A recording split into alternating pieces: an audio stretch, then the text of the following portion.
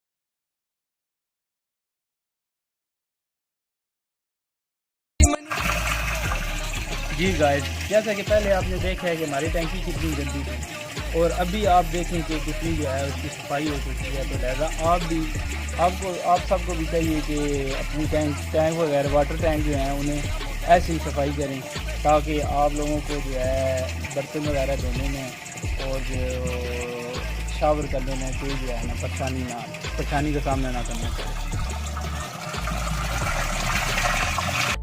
ऐसी मज़ीद अच्छी प्यारी वीडियो देखने के लिए मेरे चैनल को लाइक, शेयर एंड सब्सक्राइब करना ना भूलें।